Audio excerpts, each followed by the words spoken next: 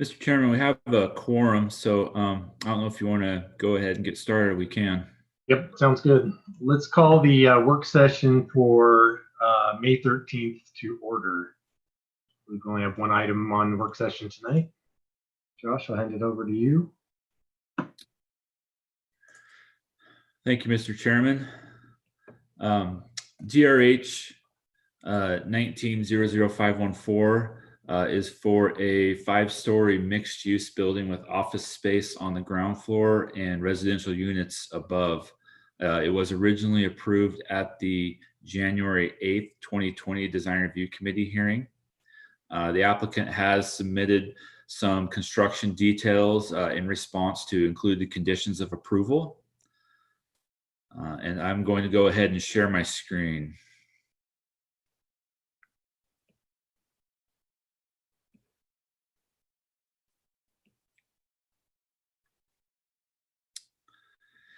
The subject property is located at 1620 West Bannock Street. As mentioned before, it was a mixed-use 5-story building that was approved. I've included some of the illustrations of the approved building to refresh your memory a little bit. Back in January, pre-COVID, we met in person and approved this item. The two conditions of approval that we are discussing tonight are 1C, that a future work session shall be held to review 50% construction documents specifically related to the following items. That's details of the rooftop mechanical units demonstrating effective screening by the parapet wall, and details clarifying the type of windows proposed with the depth and trim specified.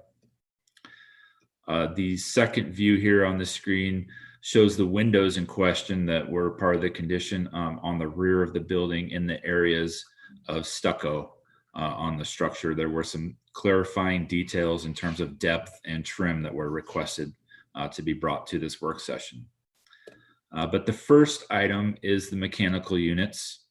The design guidelines require that mechanical units be screened from view. We have typically interpreted that to mean that they are screened at an absolute elevation. So if you were eye level with the parapet wall, the mechanical units would be screened to that height.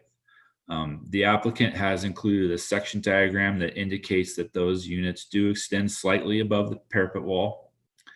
He's included a viewpoint from across a pedestrian across Bannock Street as an illustration of what that could look like. The units do extend 11¼ inches above that parapet wall, but are located interior to the roof and would certainly not be visible from anyone at ground level. They would be visible from a taller building or any other aerial view, but in this part of town, we find that there are not many tall buildings, and at least for the short term, there will not be many taller buildings than this one. So the view of those mechanical units is going to be pretty minor. The second illustration included in the report is the window detail. The applicant has proposed a 4-inch wide trim band around the window, providing some depth to the glazing and also satisfying the design guidelines option of providing trim in lieu of glazing. So this detail actually proposes both of those. From the trim to the glazing is of sufficient depth. It certainly exceeds the 2 inches that the guidelines recommend. And then they've also met the other option of providing a 4-inch trim around the window. We did find that these two details provided meet the intent of the design guidelines and the approval that was issued on January 8th. And while the mechanical units are not screened to absolute height or eye level height, they will certainly not be visible by pedestrians, cars driving by neighboring properties. So we would recommend approval of the submitted drawings, and I would stand for any questions. Thanks, Josh. Any questions for staff at this point from the committee? Mr. Chairman. Yes, Mr. Redeem. My question, Josh, on the mechanical units, we have a section that shows that mechanical unit set back, who knows, 15 feet or something. That's in one direction. How about the other direction? Because there's no plan provided that shows, is that other direction, is it snuggled up against the parapet wall, or is it set back also from that parapet wall? Okay. Yeah, I will let the applicant address that in their presentation. I believe they have some information about that.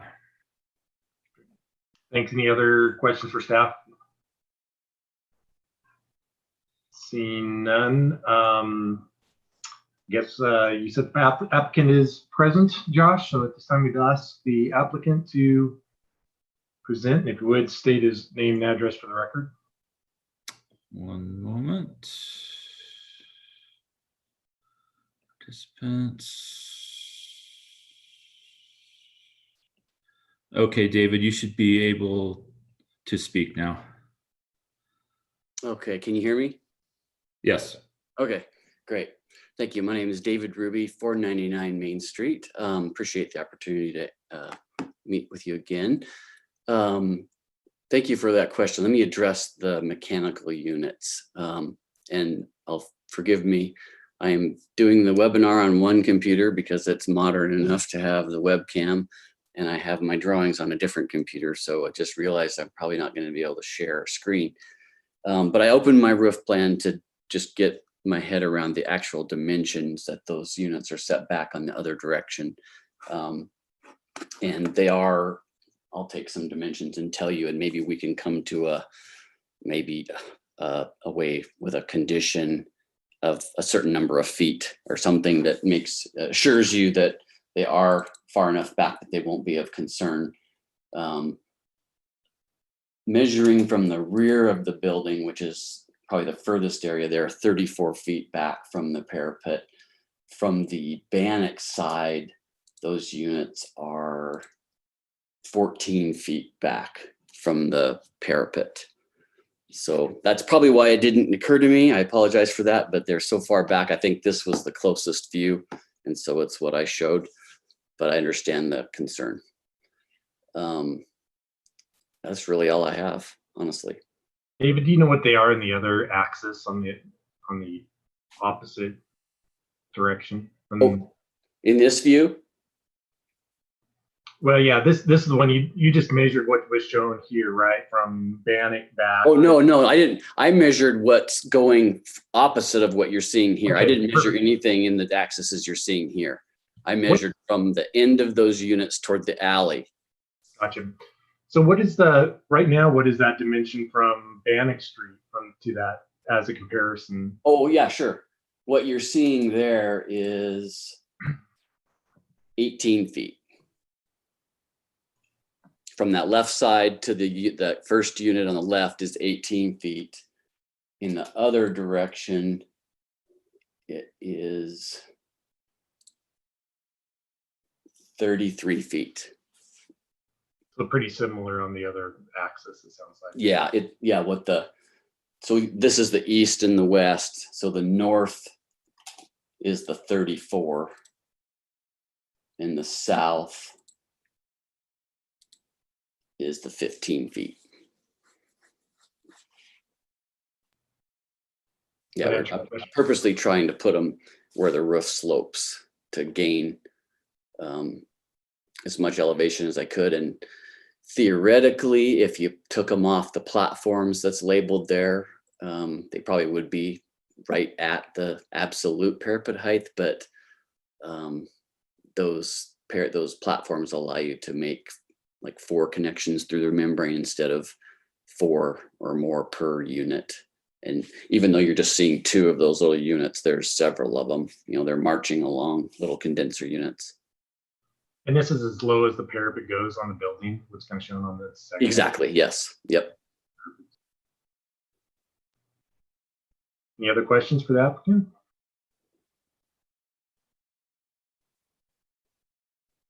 Is everybody, sounds like there aren't any. Did that answer your question, Mr.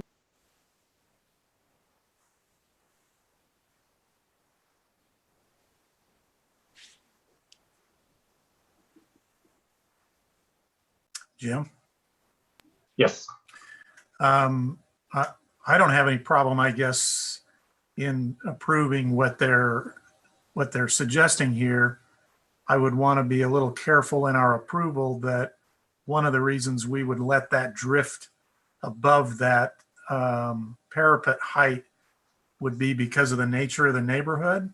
If this were in a more downtown urban area where I felt like there were going to be buildings of comparable or higher in the very near future, I'd probably want to stick with what the guidelines say. And I don't want anybody to misconstrue that we've given up on that guideline by saying this project can go ahead and appear above the edge of that parapet. So, I would be in favor of it and say, give them some parameters that it can't project more than 12 inches above the set height of the parapet and has to be set back at least 12 feet from the edge of the most immediate adjacent parapet wall. And, I think we'd be good to go in my book. Sounds reasonable to me as well. Anybody have any concerns or questions concerning the window trim?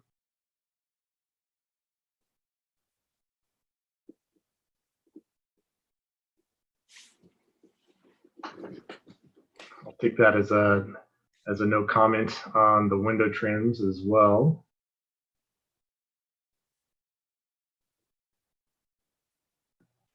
Well, if there aren't any other questions for the applicant, does somebody want to take a stab at a motion on these? Mr. Chairman, just a quick reminder, you want to open it up to the public, see if anybody wants to comment. Thanks for the reminder. Any other questions for the applicant, though, while we have them? I would say that the distances that Commissioner Brudin just mentioned are totally fine with us, and they match what we've shown you today and would be easy to accommodate. We appreciate that. Sounds good. Thanks. Well, if there are no further questions for the applicant, we would open it up to the public. Josh, is there anybody that signed up for testifying tonight?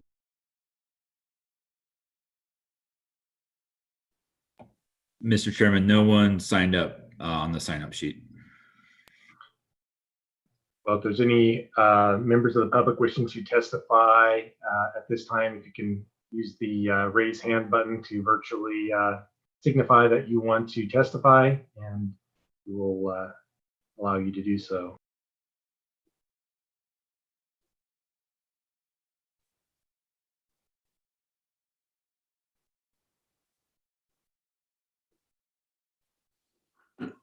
Give it just another minute here.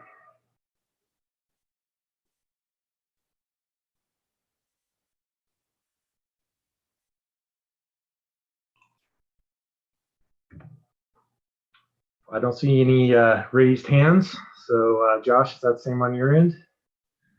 Yes, Mr. Chairman, looks good. Thank you. At this point, we'll close the public portion of the testimony, bring it back to the committee for discussion and a motion. Indicate from what Mr. Rudin had said, I would be in favor of those distances per his comments. I too don't have any problem with it, and the window jam detail looks fine to me. But this time, anybody have any other comments or anybody wish to present a motion? Mr. Chairman. Yes. I'd like to move the DRH 1900514 that we accept the window jam detail as presented and accept their mechanical unit placement as presented with the provision that they not project more than 12 inches above the most immediate adjacent parapet, and that they be no closer than 12 feet to that same parapet in locating those units. We have an motion for approval. Any discussion on the motion? Do we have a second? Second. That was Dana Zuckerman. Okay, seconded by Dana. And any discussion on the motion?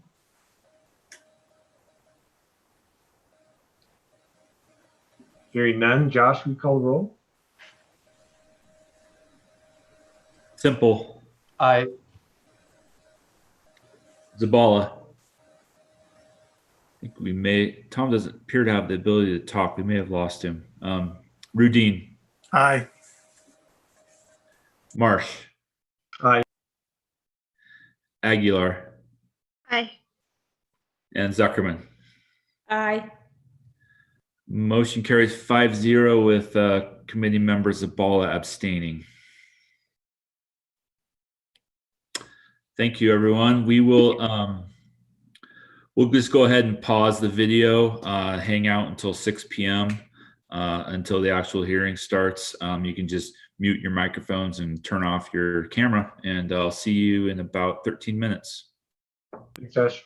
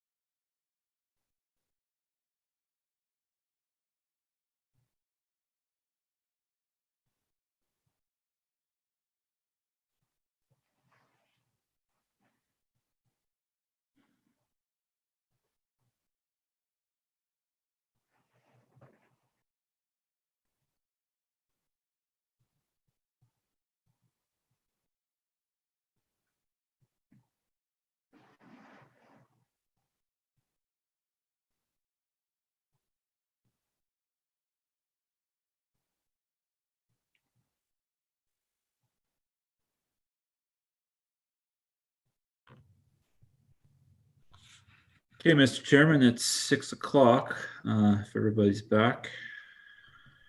Sounds good. All right. I will start with an introduction and turn it over to you. Perfect. Good evening and welcome to the first virtual meeting of the Boise City Design Review Committee. A few things to start out with for the good of the order. Everyone from the public entering this hearing has been automatically muted and cannot speak. As the item you're interested in comes up for discussion, you will be called upon and unmuted. We will ask if you have slides to share or if you can use the planner slides for your visuals. If you have your own slides, you will be promoted to a panelist. This may log you off for a moment and log you back in, and then you'll have the capabilities to share your screen. A quick overview for Zoom. The capabilities and options are different depending on which device you're using.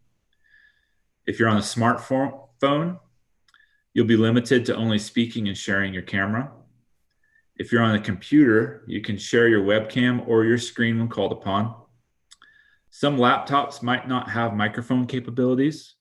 If you wish to speak over the phone but watch on your computer, the phone number for this hearing is listed in the email you received when registering for tonight's hearing.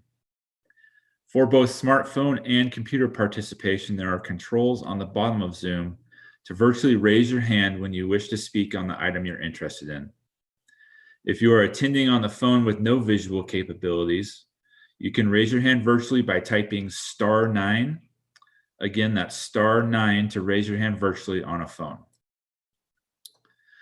There is a chat function in Zoom. This is part of the record and should only be used if technical difficulties arise. If the chat function isn't available for you, you can email zoninginfo@cityofboise.org with any technical issues. Our procedures for public hearings begin with a presentation from the planning team. Then we'll go to the applicant and then the representative of the Registered Neighborhood Association, followed by questions from the commission. After that, we will proceed to public testimony, starting with those who signed up on the electronic sign-up sheet in advance, and then anyone else who raises their hand virtually. Each member of the public is allowed up to 3 minutes for testimony. We will provide a 30-second warning and then stop you at 3 minutes. We are strict with this time as it is limited in code. Then the applicant is allowed 5 minutes for rebuttal, after which the hearing will be closed and the committee will deliberate and render a decision. Tonight's agenda and proceedings will be almost the same as our in-person hearings, except we might have a bit of delay as we all learn with this new technology. Please be courteous and kind while we venture through this virtual format. And with that, Mr. Chair, you have the floor. Thank you, Josh. And with that, I would like to call the May 13th, 2020 Design Review Committee meeting to order. We are citizen volunteers appointed by the mayor and approved by City Council. We make final decisions on design review permits. Any decisions made tonight may be appealed to the Boise City Planning and Zoning Commission, provided that the appeal is filed within 10 days of the hearing. In order to file an appeal, you must have given written or oral testimony at tonight's meeting. So that's why it's important to give your name and address when you testify tonight. We utilize a consent agenda. This means that if the applicant agrees with the staff report and if there is no public opposition, the item will be placed on the consent agenda. All items that are placed on the consent agenda are approved with one motion without further public comment. For items not on the consent agenda, we will hold a full public hearing in the order on the agenda with staff, applicant, neighborhood association, and then the public testimony. Thank you all for virtual attending tonight. And with that, will the clerk please call the roll? Josh? Simple. Here. Zabala.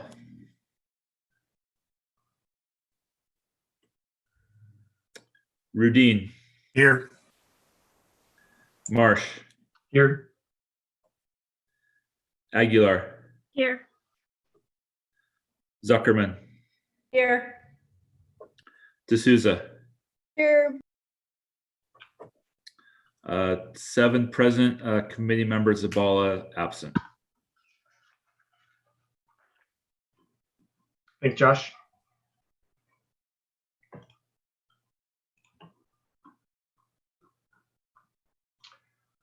We currently have 4 items to be considered for tonight's consent agenda. The first item that we are considering for tonight's consent agenda is item number 2, DRH 20-00145. The location is 10990 West Fairview Avenue for the construction of an approximately 9,000 square foot accessory structure on a site shared with an existing office building in a C2D DA zone. Is the applicant here, and would you please virtually raise your hand? Looks like the applicant is here. I see a raised hand. Are you in agreement with the recommended conditions of the staff report? Please signify by raising your hand. Can you hear me? Yes, actually we Okay. can. Good. Okay. It's working. Yes. Good, yes, perfect, thank you. We're in agreement. In agreement? Let the record show that they are in agreement. Is there anyone present wishing to testify in opposition to this item? If so, please virtually raise your hand.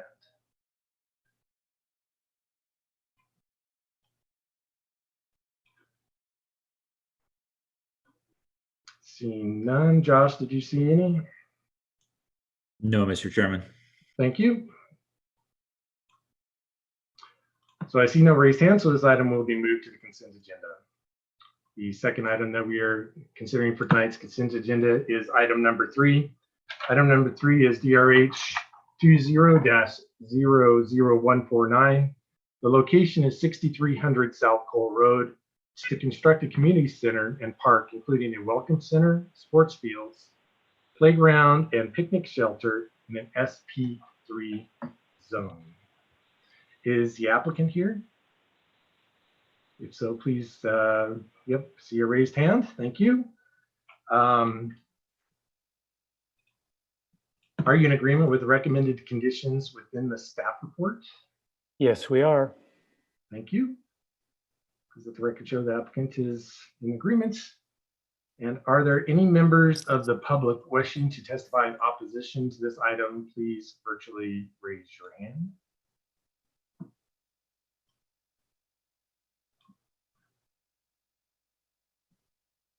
I'm not seeing any raised hands. Josh, you see any raised hands? No, Mr. Chairman.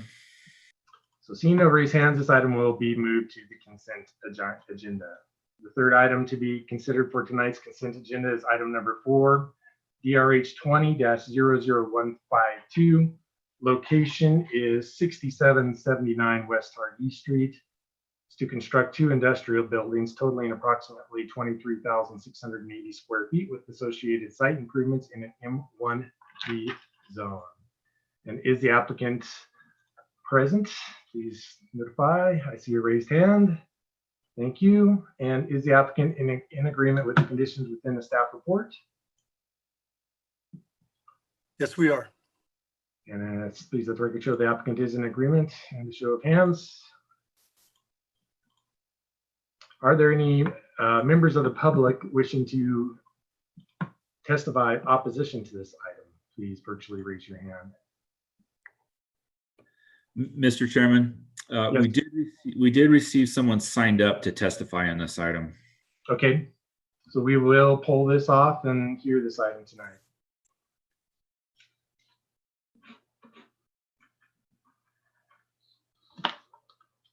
Next item to be considered for tonight's consent agenda is item number 5, DRH 20-00153. Location is 3302 West Rose Hill Street. It's to construct a duplex on a substandard lot of record without alley access in an R1C zone. Is the applicant present? I see a raised hand. Thank you. An applicant is present. And is the applicant in agreement with the conditions within the staff report? Let the record show the applicant is in agreement by a raised hand. Are there any members of public wishing to testify in opposition to this item? Please raise your hand virtually. Looks like we did get one raised hand as well on that. That looks, yep, correct. So we will hear this item tonight as well. That concludes our items to be heard for our consent agenda tonight. Mr. Chairman, Yes. I move that we accept the consent agenda of the two items that were listed and that they be accepted as recommended in their facts of finding, conclusions of law, and recommendations of conditions of approval as noted in each individual project report. So moved Second. and seconded. Any discussion on the motion? Seconded by Ben. Hearing no discussion, will clerk please call the roll, Josh? Simple. Aye.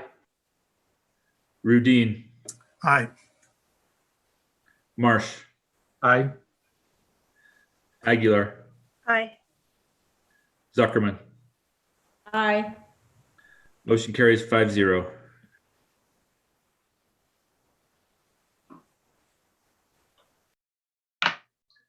Thank you. The first item before us tonight is item number 1, DRH 20-00101. Location is 2926 South Jupiter Avenue. For the construction of an approximately 21,760 square foot self-storage facility in 12 buildings using metal shipping containers and associated site improvements on a property located in M1D zone. Now I'll turn it over to staff. Can we have staff present their report? Yes. Good evening. Let me share my screen real quick.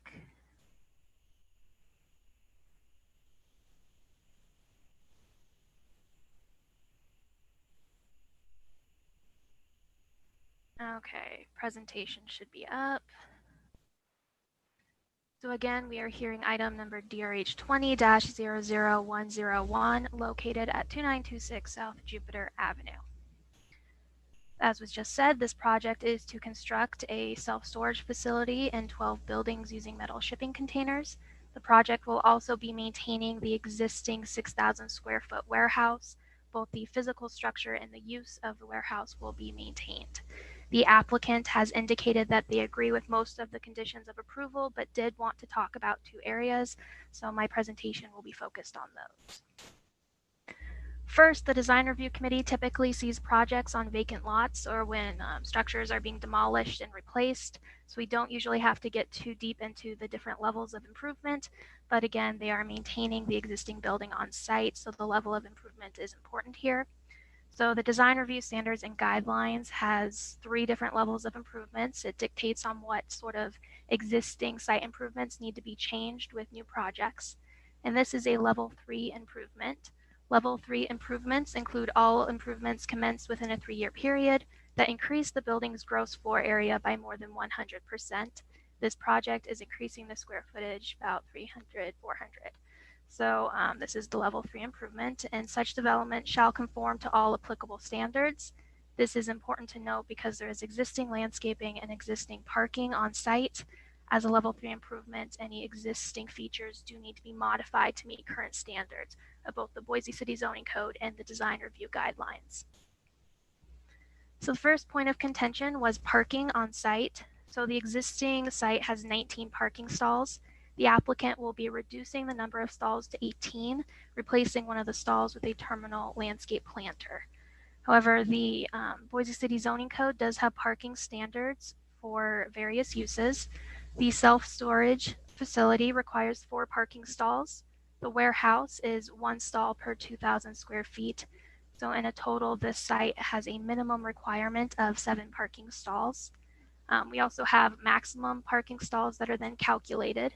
If a building requires 20 or less parking stalls, it's viewed by multiplying the minimum by 1.75. So this property does have a maximum of 12 parking stalls. So the proposal is exceeding that maximum.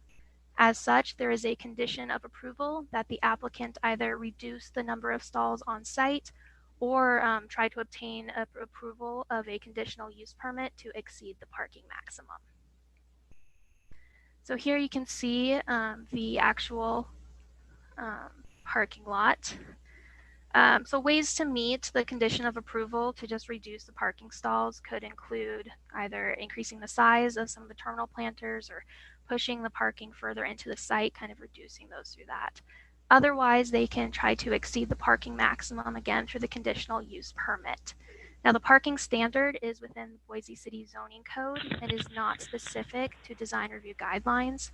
As such, the design review committee does not necessarily have jurisdiction to grant waivers or variances of the parking count. Instead, a conditional use permit would be submitted to current planning and reviewed by the Planning and Zoning Commission. The second point of issue was a front setback. So in the M1 zone, the front setback is 20 feet. And the definition of a front setback is key here. So the definition of a front yard is an area that extends across the full width of the lot adjacent to the front street line. So it is the full extension of the lot. It's not just necessarily street frontage. And that is important here. So this lot is kind of unique because it has very minimal street frontage at Jupiter, kind of where the Woodlock and Jupiter connect. However, the actual front setback extends the full western property line. The applicant has proposed 2 of the storage unit buildings at 10 feet from the front property line, so they are encroaching into that front setback.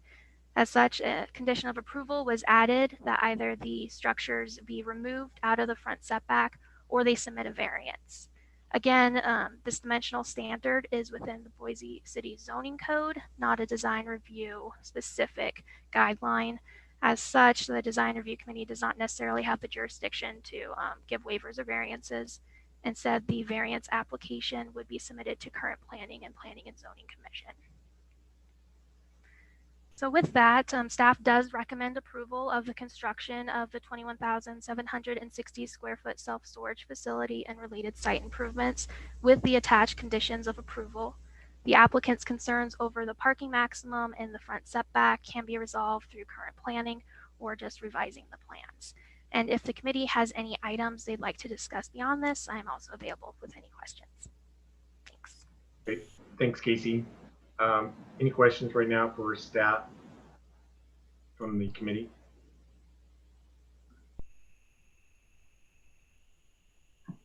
Seeing none, at this point, we could turn it over to the applicant for their presentation. Is the applicant present? Can you hear me? Yes, we can. If you would, please state your name and address for the record. My name is Patrick McKeegan. I am the architect representing the applicant on this project. I do not know if he is logged in or not.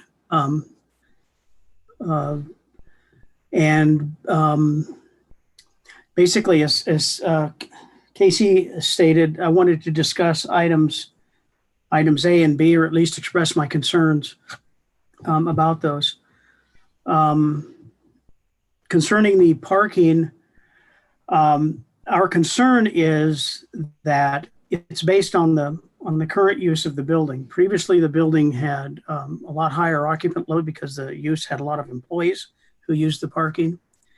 We're concerned that if we reduce the parking and the current owner, because of the current economic climate, decides to change the use of the building, that we might need to have to come back and put in or replace parking that we'd be removing. We are not opposed to reducing the number of spaces and using items such as planters in containers, in large containers, and things such as that, striping to delineate less parking. But we're not really happy about having to, if we have to take out the existing concrete and put in landscaping and then turn around in a few years and have to redo that. Second concern is item B, which is the setback. And if we could get back to the Well, I actually have yeah, if we could get back to the setback, I don't agree with the, with the definite of how staff is defining the property line. I don't know, can you guys see my pointer on the screen? Probably not. But that line is actually two pieces. One goes from the southwest corner up to where the frontage for the adjacent property comes in from the west. Then it proceeds onto the back of the property. And to me, it makes no sense that my front property line would be adjacent to another property's side property line. And that is the conundrum. I think that the way the site is developed, the way we have developed the additional things, more than meet the intent of the 20-foot setback along a street frontage. There is along the west property line and along the north property line, along the east property line, are 10-foot utility easements. So that's why our buildings are placed 10 feet off the property. Other adjacent property owners actually are utilizing their property right up to the fence line on those contiguous property lines. So I believe that the application of the code should be that the portion of the front property line that is adjacent to the street frontage, and we're even going back farther than that, should be where we would be required to have a 20-foot setback. But then once we reach the fence portion where we're going back into the basically nuts and bolts industrial part of the site, we'd be allowed to utilize the zero setback, but actually it's going to be 10 feet because of the utility easement that we cannot build on. And that was I guess that's the crux of my statement. We don't have any issues with the remainder of the conditions. They're relatively straightforward, and I don't think we'll have any issues complying with those. So I will now pause and answer any questions if anybody has any, or let you guys make comments. Great, thanks. Appreciate it. Any questions from the committee for the applicants concerning this?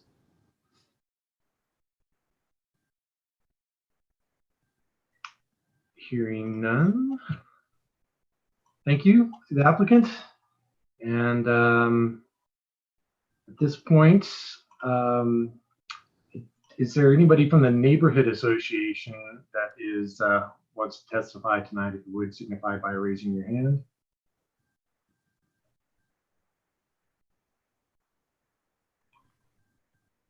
Does not appear to have anyone from the neighborhood association present.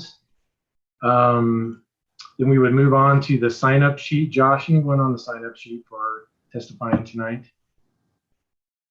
Mr. Chairman, there is not. Thank you. And then is there any member of the public wishing to testify tonight that did not sign up? If you would, please virtually raise your hand.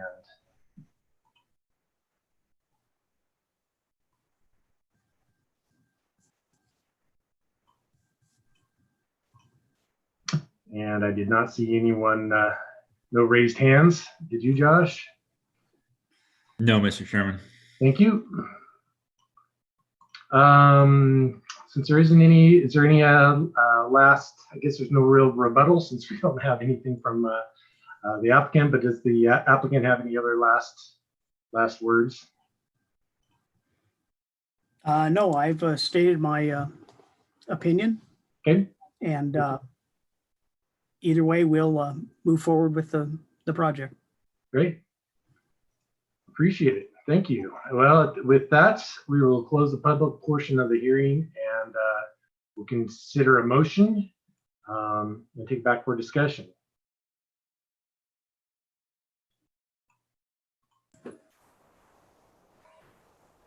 Mr. Chairman. Yes. I guess I understand where the applicant is coming from in terms of the property line and parking concerns he has, at least in terms of trying to meet kind of what's going on out here in this industrial area. But it seems like based on staff's presentation, we don't really have the authority to grant either of those waivers of the setback or the parking. And if they're in agreement with all the other conditions of approval, to me, it seems like, I mean, they're going to have to go back through planning and zoning for A and B. I don't think we can remove those necessarily. Well, yeah, I guess it's the applicant didn't appear to want to change any of those to comply. So, and I would agree with you. It is kind of an odd one with these. I particularly didn't have a lot of concerns with what they're proposing, but going through correct channels I'm in support of them approving the project and them proceeding with P&Z on the two requests for the setback encroachment and the exceeding the parking portions. So any other comments or anybody wish to make a motion? Mr. Chairman, Yes, Mr. Rudin. I move that we accept DRH 2000101 with the site-specific conditions of approval, and note that the committee does not have adverse objections if planning and zoning were to have them comply with A and B. So moved by Mr. Rudin, Second. Mr. Chair. seconded by Mr. Simple. Thank you. Any discussion on the motion? Hearing none. Josh, will you please call the roll? Simple. Aye. Zabala. Aye. Rudin. Aye. Marsh. Aye. Aguilar. Aye. Zuckerman. Aye. Motion carries 6-0.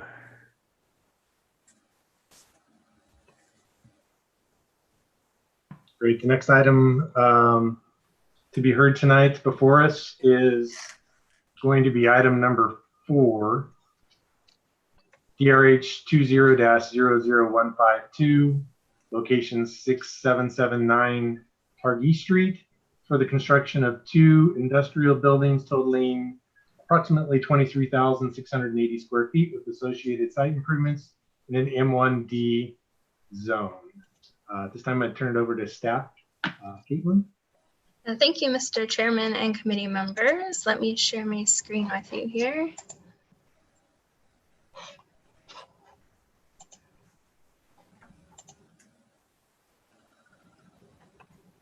All right, so this is a request to construct a warehouse building in the first phase, and then a second phase with another warehouse building. And we are located at 6779 Targhee Street. And there's frontage on Targhee Street and to the south on Melrose Street. And we see here, so the Melrose access is off of Victory to the south there. And that Melrose is just part of kind of a big loop that just loops back to Victory Road. And the applicant is proposing the building to the south be constructed first, and then the building in the middle there to be constructed with the second phase. And there's already an existing building to the north. So this is the south building. So it will have the landscape along Melrose Street. There are no trees allowed in a 20-foot easement along the south there. So we are recommending a waiver to the street trees. And then they'll put the shrubs in along the building there that'll soften the look of the building. And then they'll still have landscape planters with terminal trees. And are the building elevations. So they do not have tenants picked out yet. So they are proposing that on the south of that building 3, they'll just frame in the canopy windows for now in case they do have more of an office component that gets mixed into there. But right now they're really just looking at a warehouse with probably not much visitor or office included in there. And this is an image of the existing building that's already constructed. So it will look much like this building here. And I believe the applicant is in agreement with all the conditions of approval. And it looked like there were quite a few of the applicant party who are joined tonight. So maybe if whoever wants to speak could raise their hand out of that group, that might help us out. Thanks, Caitlin. Any questions from the committee to staff at this point?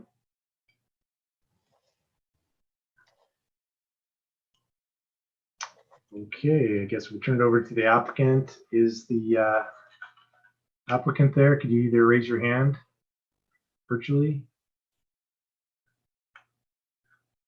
and present? Yes. Yes. Please state your name and address for the record, please. Thank you, Chairman Marsh. My name is Cornell Larson. Address is 210 Murray in Garden City. We're here tonight representing the applicant. I believe the applicant may be on the logged into the meeting as well at this point in time. As we mentioned earlier, and as staff mentioned, we are in agreement with the staff report and really can't give you any additional comments until we know what the individual that's signed up to testify might have to say. Okay, appreciate it. Thanks. Any questions right now of the applicant from the committee? Seeing none, thank you. Have some time for rebuttal. Next, is there anybody from the neighborhood association that wants to testify tonight? If you would, please identify by raising your hand virtually.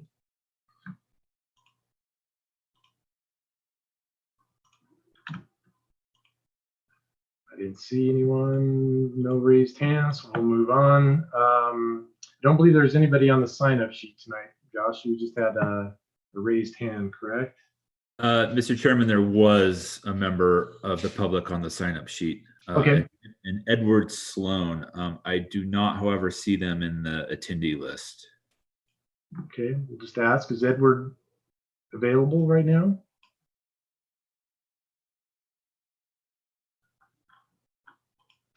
All right, seeing none, we'll move on to other members of the public that wish to testify tonight. If you would, please raise your hand virtually.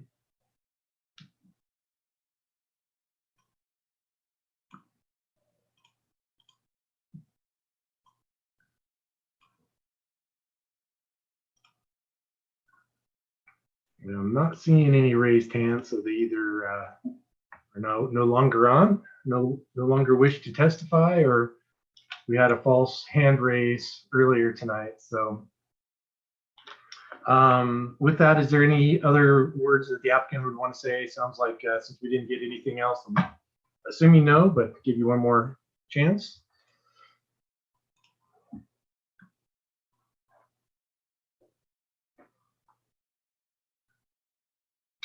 Hearing no one, any questions for the applicant from the committee or anybody? Mr. Chairman, it looks like Mr. Larson would like to speak. Cornell, just unmute your microphone. I'm sorry. Okay, now can you hear me? Yes. Okay, thank you. Yeah, we were just going to say that again, we're just in agreement with the staff report. And since we didn't have anything to rebut or discuss, I'll let it go back to the committee. Thank you.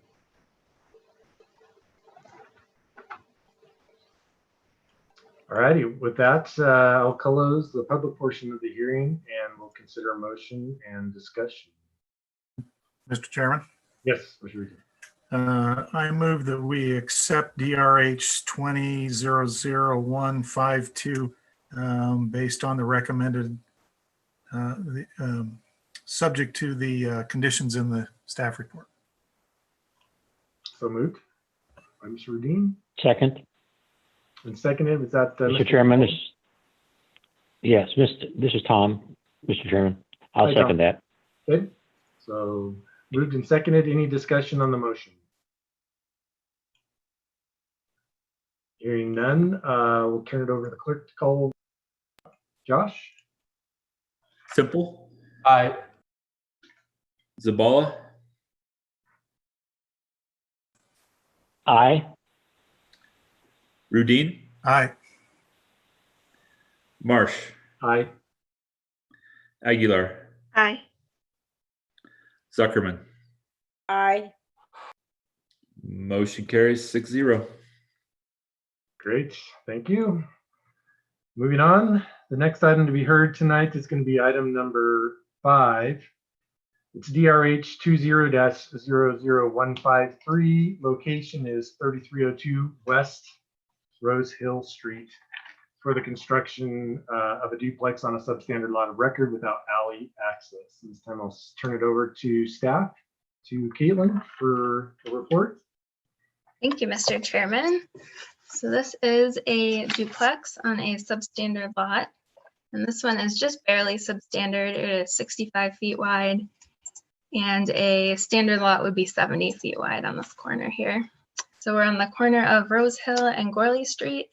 And Gorley Street is a little unusual because it's a road, but it's only 20 feet wide right of way, and it kind of dead ends to the north, so it kind of functions like an alley.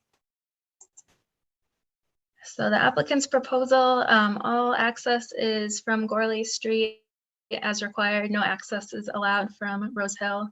And they have their required open space in the rear of each unit. So they have garage parking and paved parking to kind of break up that parking area. So they have all their required parking. It is a partial 2-story design, and we found that that was appropriate here based on the surrounding structures. To the north, we have a 2-story home. There's other duplexes in the area. The partial 2-story design is using increased setbacks. So it's got the 8-foot setbacks on the second story instead of 5 for the sides. And then all the way around, they have the extra 3-foot setback for that second story.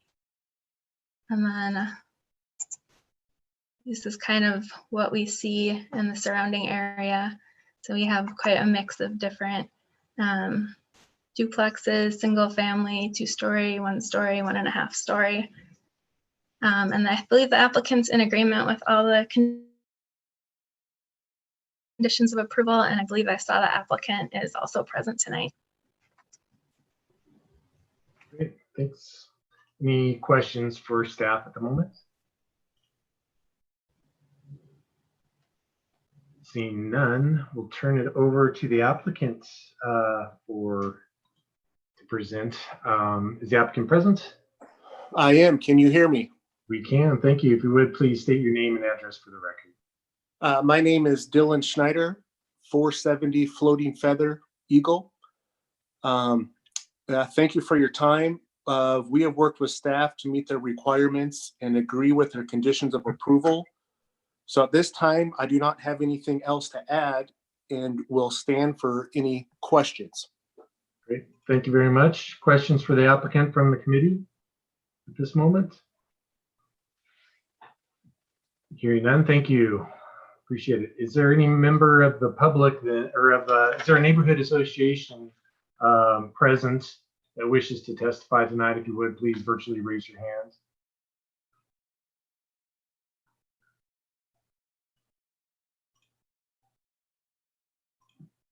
All right, seeing none. Josh, we didn't have a sign-up sheet on this one though, did we? No, Mr. Chairman, we had a member of the public raise their hand, and I believe they are in attendance, so I will allow them to talk. Okay, at this time, would that member of the public please feel free to testify, and if you would, please state your name and address for the record. Yes, Gary Bassett, 201 Gorley Street. Thanks, Gary.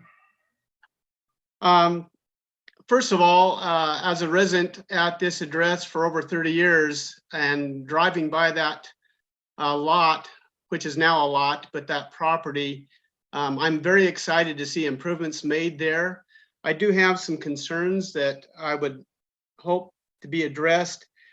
First of all, it's noted in the application that that area of Gorley Street adjacent to Rose Hill is only 20 feet wide.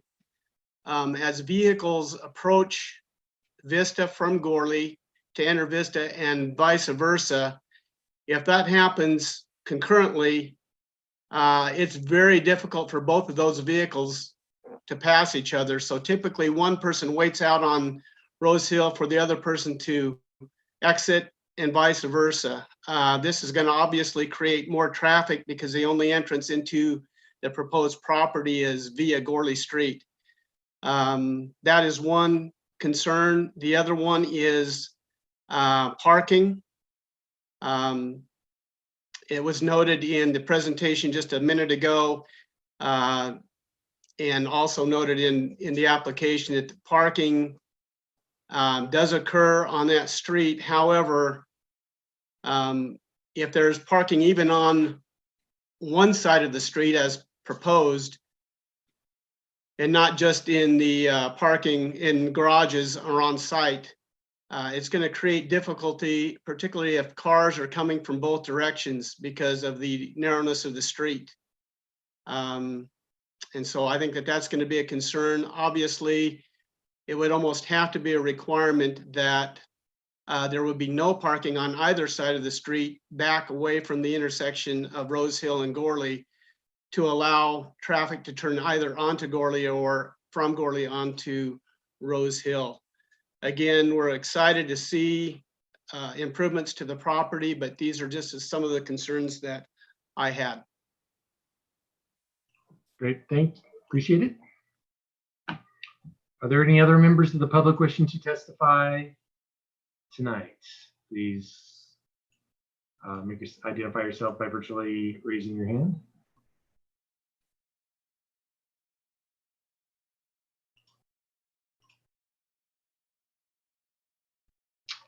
Seeing, did we get our hand raised? Mr. Chairman, yes, Yep. we did. Okay, yeah, next one looks like Nate. Yes, can you hear me? Yes, Nate, if you would please, if you'd state your name and address for the record. Yeah, so it's Nate Gelock, 3301 Rose Hill, so across the street essentially. My concern is the size of the parcel with the size of the home being as a substandard lot. That's all I had. I think the other guy addressed the parking concerns I had.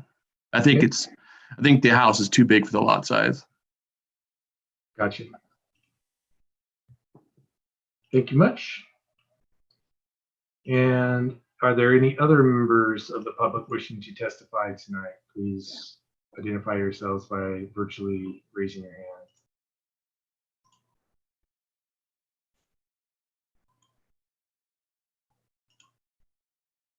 Just another minute here.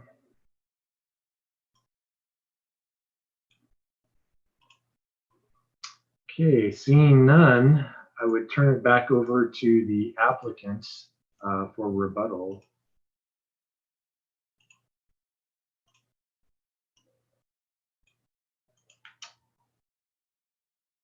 Is the applicant there? I am here. Can you hear me? Yes, thank you. Yeah, so first of all, I guess I'll talk about the parking. I do realize that Gorley is only 20 feet wide, and there can be issues with multiple cars trying to go to and from that street. With our particular site, we are on the corner, so we will not be traveling down Gorley. We'll turn off Rose Street and turn into the project. And I don't believe parking in the street will be an issue because it would be difficult to get cars by. And we have two garages, a driveway in front of each garage, and off-site parking. So there is, I guess, 6 parking spots on the site. And then to address the other gentleman's issue about the size of the house.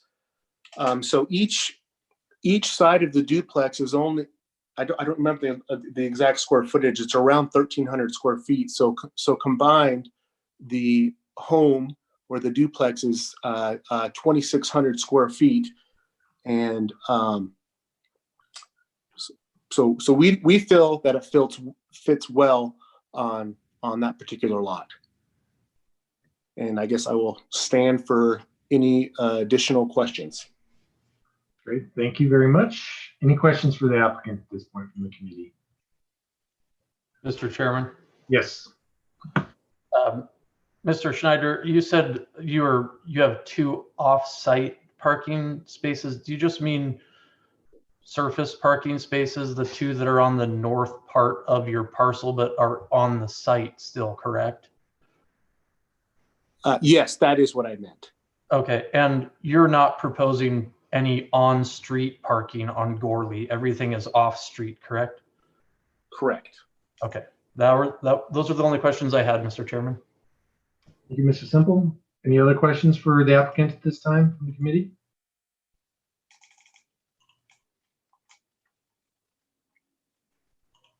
Great, thank you very much. And with that, we'll close the public portion and of the hearing and consider a motion. Bring back to the committee for a motion and discussion.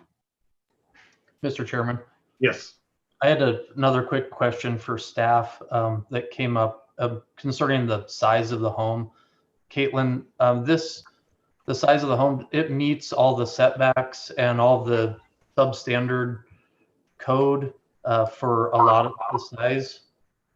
Committee member Simple, yes. The floor area ratio usually is limited to 55% of the lot, and this is at 39%. Okay, thank you. And if I could I also just comment on the parking? ACHD is also having them install no parking sign for Gorley Street. Okay, thank you. No, thanks. Mr. Chairman? Yes. I would move to approve DRH 2000153 as recommended in the findings of fact, conclusions of law, and recommended conditions of approval noted in the project report. So moved by Mr. Simple. Second. And seconded by Dana Zuckerman. Dana. Thank you, Dana. Any discussion on the motion tonight?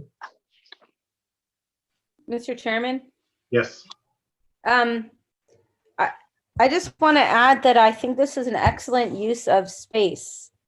Our city is in sorely need of housing this size, and I think the architect did a great job fitting 2 units on this lot, and I really like how the parking is tucked between them, so it's not a, we're just looking at garages kind of development. And I also, just looking at the site plan, it looks like there's plenty of space around the structure and it's not at all crowded. So I'm really impressed with the work that was done here and hope to see more duplexes like this as infill projects. And this is a good direction toward more affordable housing for people who want to live close to downtown.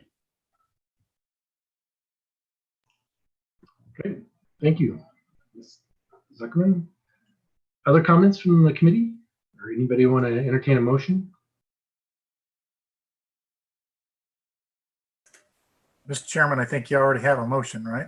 Oh, sorry. Yes, I guess with no more discussion, Josh, will you please call the roll?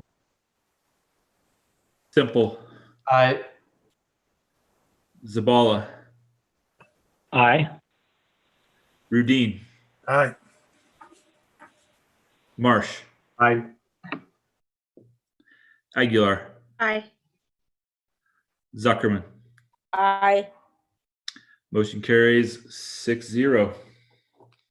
The final item to be heard in front of us tonight is item number 6, DRH 20-00154, location is 600 West Front Street. To modify the materials proposed on a previously approved 8-story, 75-unit multifamily building in a C5 DDC zone. This time I would turn this over to Josh. Thank you, Mr. Chairman. Allow me a moment here while I share my screen.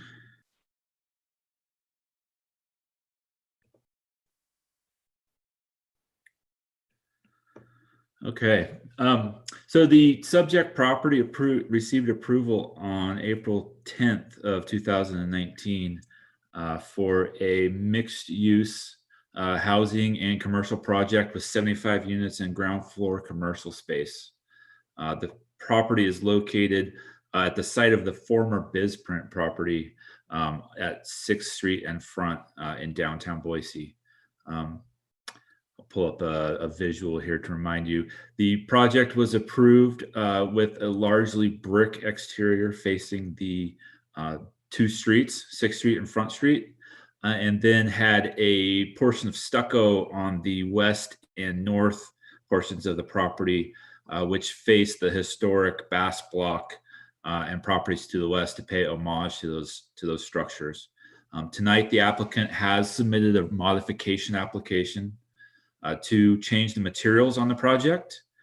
They would like to substitute the previously approved ochre composite panels. So on the building facing the two elevations facing the street, there are areas of the ochre panels as accent materials. They would request to change those to stucco from a cement panel. And additionally, in two other areas on the building, they would like to substitute a dark stucco for the dark brick. Those areas are on the west facade, that portion of firewall facing Capitol Boulevard, indicated in the middle of the structure there. And then on the north elevation, there is also a firewall facing that Bass Block. And they would propose to change that to the dark colored stucco as well. We did find in the staff report that the substitution of the ochre material was appropriate. The downtown design guidelines identify specifically stucco as an appropriate accent material. And we did find that that would not detract from the building and the intent of the committee's previous approval. The building is, however, located within the Capitol Boulevard Special Design District. The Capitol Boulevard Design District encourages special treatment to walls facing Capitol Boulevard, and they encourage simple material palettes and application of materials. The change from the dark brick to the stucco on a portion of the elevation detracts from the original design intent, that it had a very contemporary massing of brick and the ochre accents facing the roadways, and then the more traditional or paying homage to the Bass Block with the light colored stucco on the west and north elevations. We found that changing those areas of dark brick to the stucco would be disingenuous to that original design concept and would degrade from the quality of the building. The recommendation contained in the staff report is that the ochre substitution to stucco be permitted, but that the dark areas of brick on the north and west elevations remain as previously approved. I believe the applicant is certainly present tonight and will speak to these. And with that, I will stand for any questions. Thank you.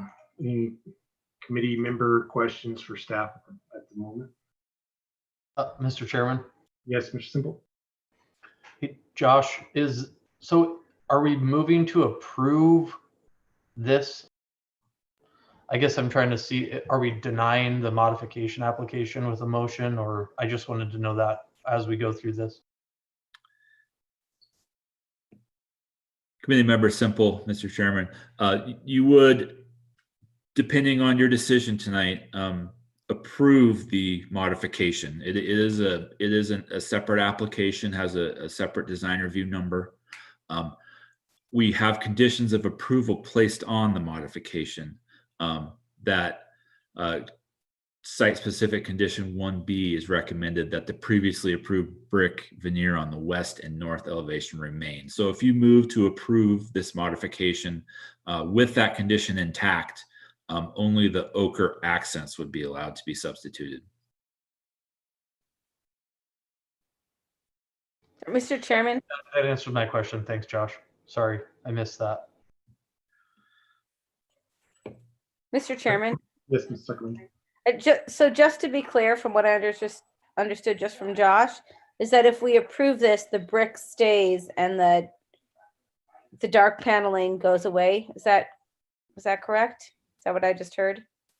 Mr. Chairman, committee member Zuckerman, that is how the conditions of approval are written. Yes. Thank you. Any further questions for staff? One more, please, Mr. Chairman. Yes. Josh, the windows are different on the original design and the modification. Do the new windows stay as part of what we're looking to approve today?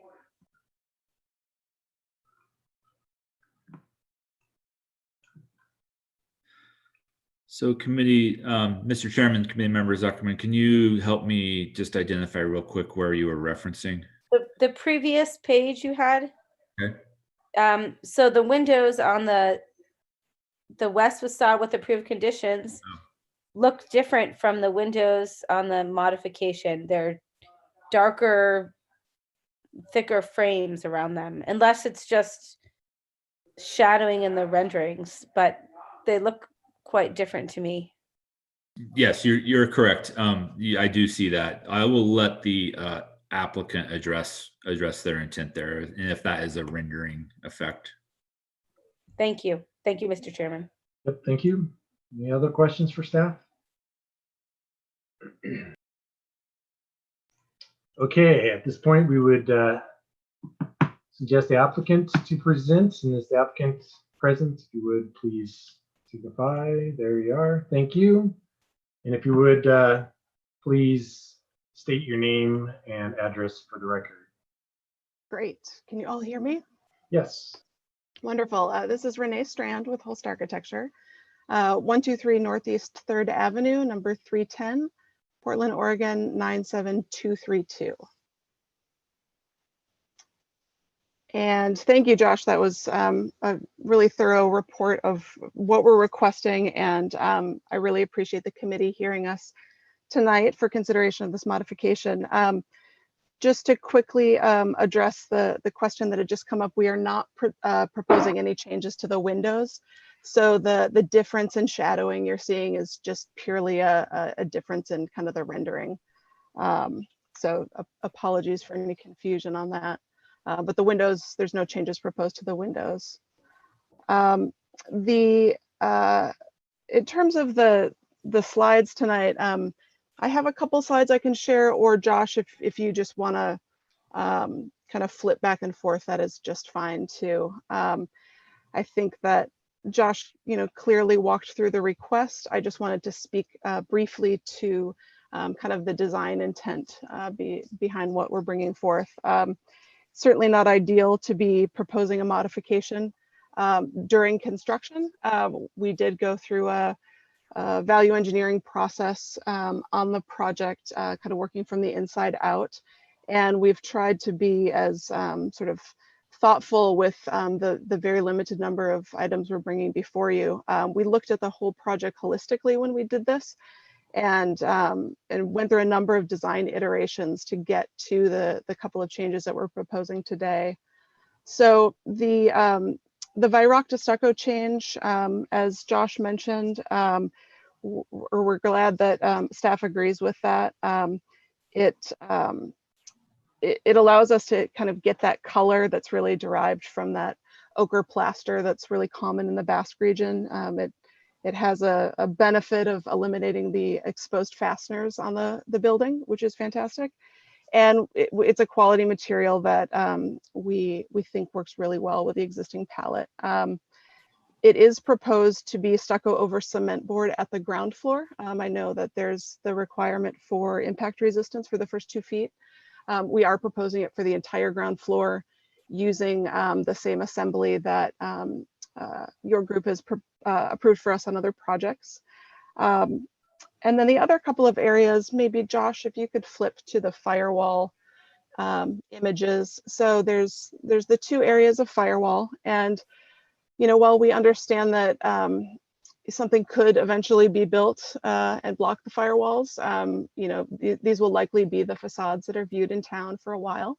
And so we spent quite a bit of time going through design iterations to ensure that the changes being proposed meet the intent of the previous design and really work well with that. So as Josh explained, we're introducing a dark stucco that is color matched to the brick. It acts as a transition between the kind of folding plane of the brick on the exterior and the lighter stucco that's on the interior. And it occurs on both firewalls. So as you transition from brick to the light stucco, this is the transition material in both locations. The horizontal banding continues from the brick facade across the dark stucco onto the light stucco that's consistent around the building. And what we've done on the dark stucco is adjusted the vertical joint lines to be a little bit more playful and relate to the more kind of dynamic window pattern that occurs on the dark volume around on the brick. So while we've changed kind of the proportion of material in terms of brick to stucco, we feel we've really kept the massing intact and the design intent behind that massing, and introduced a material that does, in some aspects, help break down the facade into something that's just as visually interesting. It's not brick, but it's we feel in line with the intent. So that's really all I have in terms of presentation. I'm happy to answer any questions about the design modification. I believe my partner Kim Wilson is also somewhere on the call. She's the architect of record on the project in case you had technical questions on the project. But ideally, we'd love to see condition 1B removed and the modifications approved as submitted. And we're just really thankful to be considered. Thank you. Great, thank you very much. Questions for the applicant from the committee? Mr. Chairman? Yes. Commissioner Zuckerman, I just wanted to ask, was the firewall, not the firewall, the stucco part, is it covering the brick or is it in place of the brick? And if it's in place of the brick, was that a budgetary decision? I guess my point is that I think it looks a lot, the building looks it's much higher quality and more thought out and better built when it's just brick. So I didn't know if there was a reason to have stucco beyond possible savings. If the applicant wouldn't mind responding to that, but from what I've heard, that's basically what they stated. Yes. Yeah. The project last year saw an uptick of about 20% in cost, and so rather than going through a VE process throughout construction that was incremental, we took a pause, the owner, the general contractor, and the design team, to sort of look at everything holistically. And so it's certainly coming out of a necessity for cost savings. And so we started on the inside of the building, and hopefully we only value engineer items that you don't see, but we've had to work our way to the outside, and so that caused a very careful consideration of different design iterations to maintain the design. But you're absolutely correct; it's coming from a need for cost savings on the project. On the north facade, it looks like you're returning the brick for a portion towards the west. Do you know how far that is? I feel like I'm going to exit out of something if I pull it up. I believe it's about 5 feet that it comes back. Okay. the intent is to still show a thickness there on both sides. Other questions from the committee for the applicant at this time?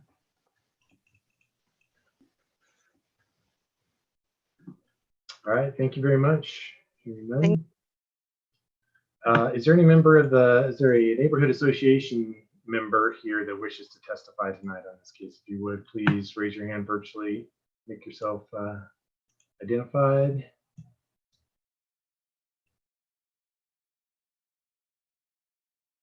It does not appear that there's any member of a neighborhood association present, so we will move on. Is there anybody on the sign-up sheet wishing to testify in opposition to this, Josh? Mr. Chairman, there was not anyone on the sign-up sheet. Thank you.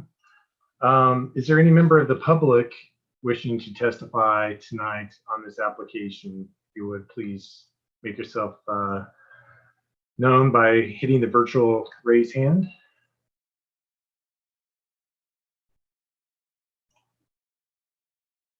Looks like there are no other public wishing to testify. Any last words from the applicant? Probably not much, since we didn't get any further input from the public. No additional comments. Thank you. Great, thank you very much. And with that, we will close the public portion of the hearing and return it to the committee for discussion and a motion.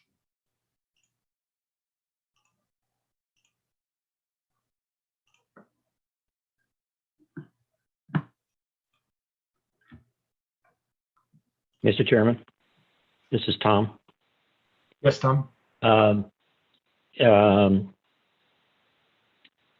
You know, as I've said previously on projects like this, it's unfortunate that we get excited about the original design and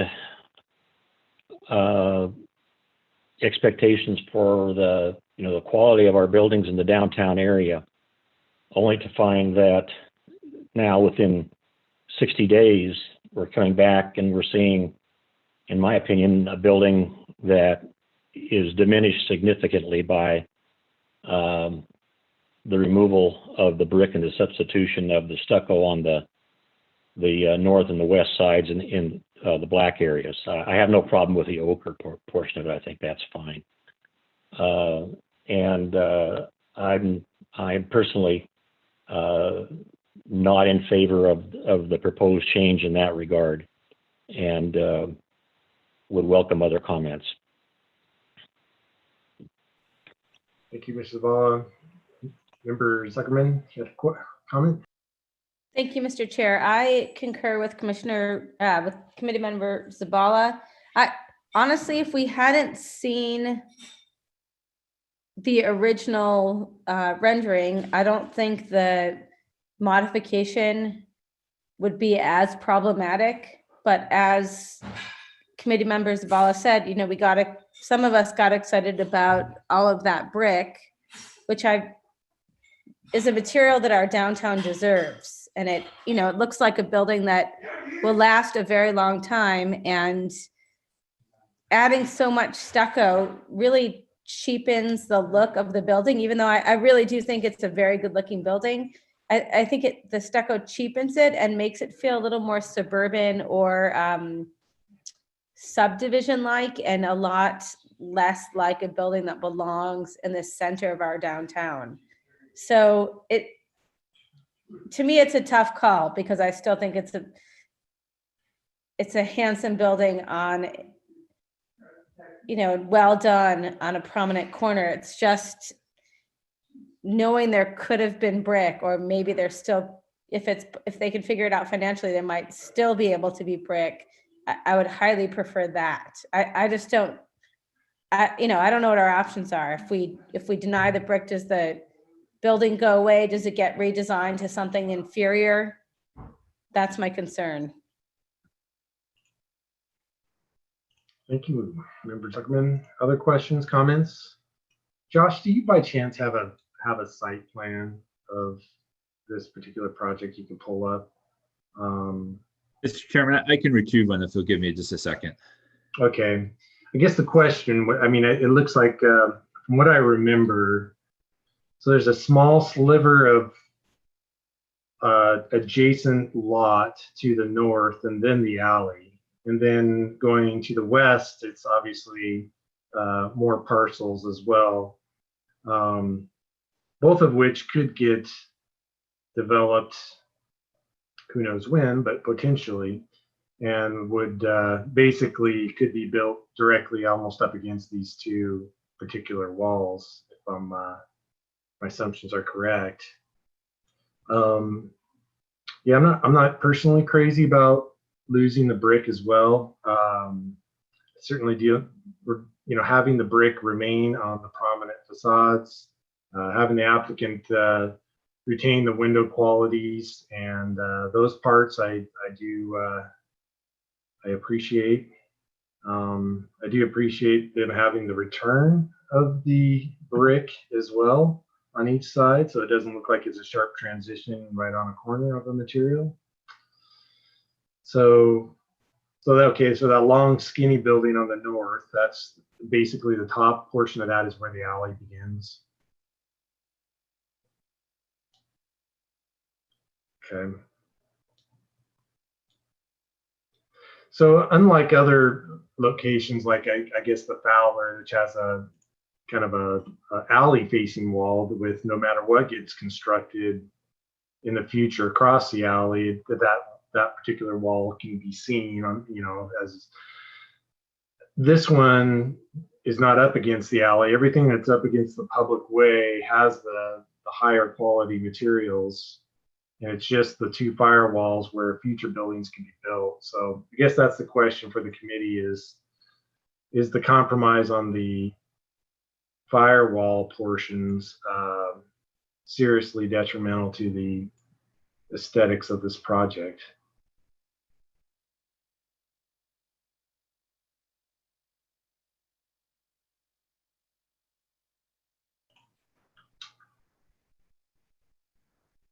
I guess when I actually look at the elevation on the north facing the Basque block, the blank brick wall previously was just that. Actually having a material change and some patterning in a stucco adjacent to it, I don't know, it actually may help improve some of that part of that elevation. I know it's not brick, but the patterning that breaks up from what the windows, kind of pays homage to the window patterning on the east face there.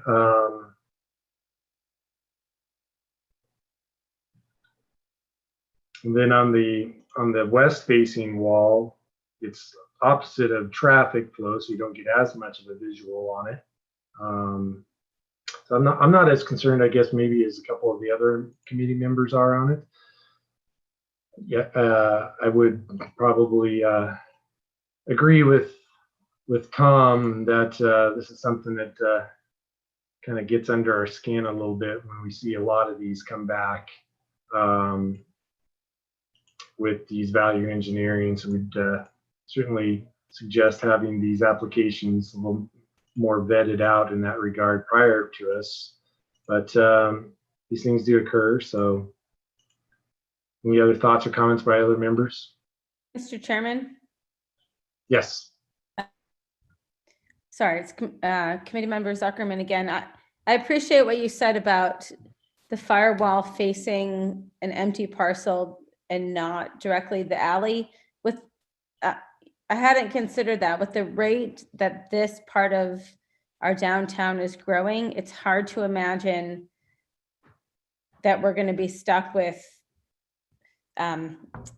looking at a firewall for a very long time. And we're here to build for decades, if not longer.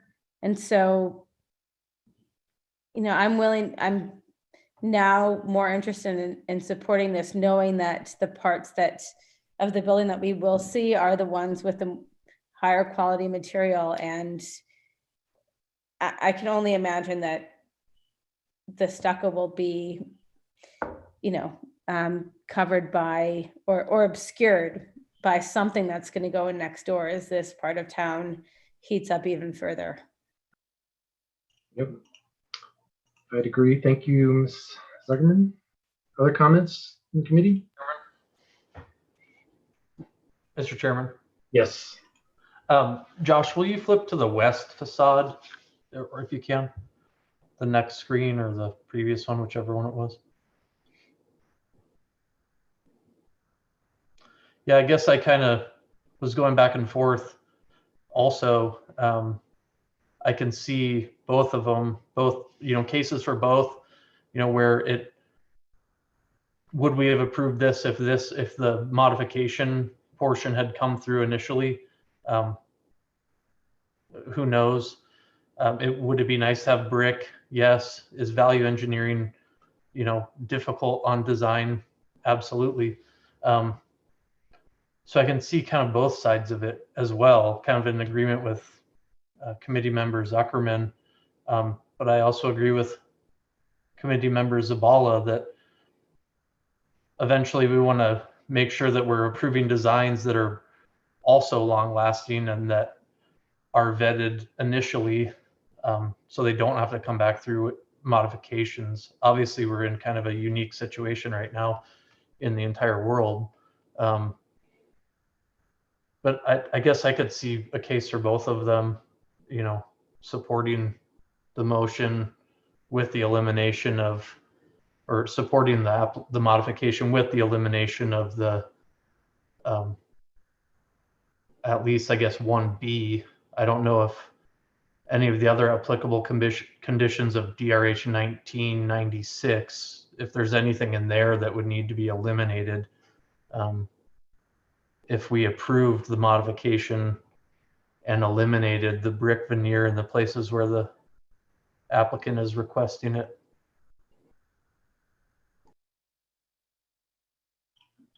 Thank you, Mr. Simple. Anybody want to take a stab at a motion?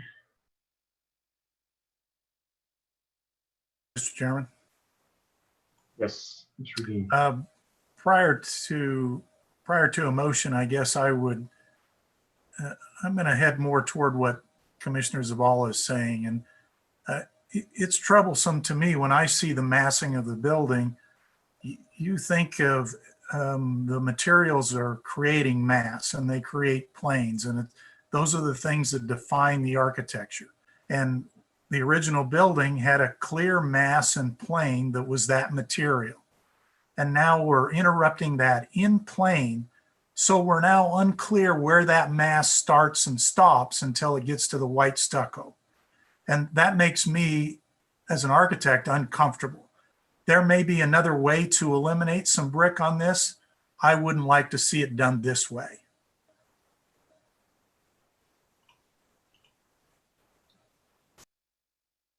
Thank you, Mr. Redeen. Other thoughts?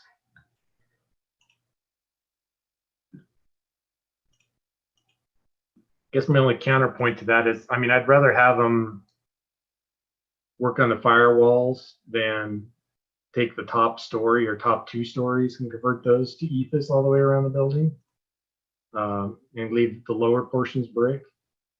But do understand everybody's concerns, and I think that's a good point you bring up on the massing portions of the building for that time period when these elevations are quite visible.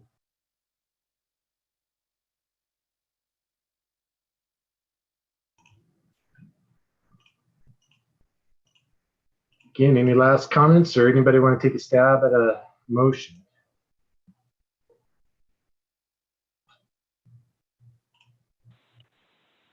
Mr. Chairman? Yes, Tom. Just to get the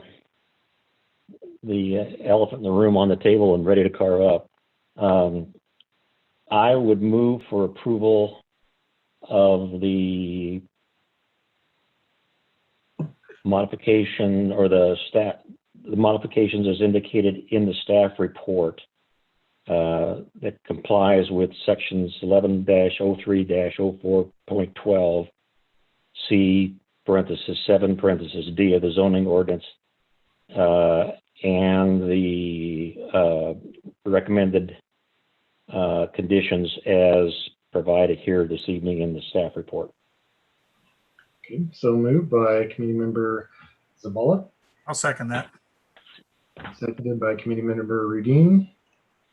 And take it back to committee for discussion on the motions.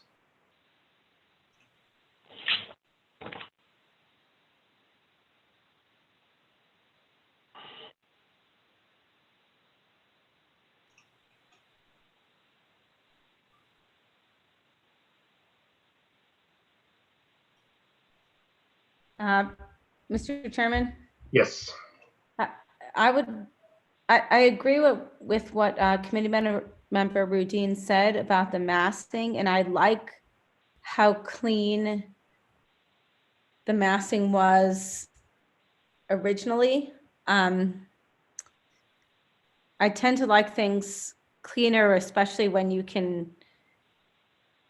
going to see them driving by and when they're tall. And like I said, it's nice it's always better to have long lasting materials in a downtown. I feel like it signals that we care about downtown and we're not just building just to build. But that being said, because the architect did a good job of making the stucco dark, so it blends decently well with the existing brick. It doesn't introduce, I think at quick glance, it looks like it belongs to the front part of the building that is the dark gray. And so it's still, I think if we weren't staring at it on a screen and walked by or drove by, I think it would feel like, there's a dark gray component and a whitish light gray component, and it was still two masses that were joined. So as much as I prefer the original brick, it also concerns me a little bit about what Mr. Chairman said, that if the architect and developer had to find another way to save on brick, that they would do that possibly horizontally or with some other kind of banding, and that to me would be fully unacceptable. So as much as I prefer the original design, I'm willing to accept and support the modification. Thank you, Committee Member Zuckerman. Any other final comments before we call the roll? Mr. Chairman, I'll make one more comment, and the guise that we've got is that the stucco is a substitute for the brick. That is not the case. The stucco will age and look differently through time than the brick will. They will change in contrast, and that massing will go away. It's a different element. It just isn't the same. If it were white, it would be, and it matched the white, it would be a different discussion. But it's trying to match the gray, and it will not look like the gray brick in a very short period of time. That's all I got. Okay, thank you, Mr. Rudin. Last chance, anybody else have any comments? Mr. Chairman, I just want to clarify that the motion on the table is for the approval of the modification with both 1A and 1B conditions of approval in place, where the brick from the previous is to remain. Correct. Thank you. And that, Josh, will you call the roll? Simple. Aye. Zabala. Aye. Rudin. Aye. Marsh. Aye. Aye. Aguilar. Zuckerman. Aye. Motion carries 6-0. Great. That concludes our items for tonight. I do believe we do need a motion to approve the minutes Correct. Yep. from Scroll back up here from March 11th. Mr. Chairman, Yes. I move that we approve the minutes from the design review committee hearing meeting on March 11th, 2020. Okay, so moved Second and seconded by Jessica. by Jessica. Thank you. And Josh, you call the roll on this? Simple. Aye. Zabala. Aye. Rudine. Aye. Marsh. Aye. Aguilar. Aye. Zuckerman. I recused myself. I believe I was not there and was busy with COVID-19. Okay. Motion carries 5-0. Committee member Zuckerman abstaining. And with that, we are adjourned for the evening. Thank you very much. Thank you, everyone.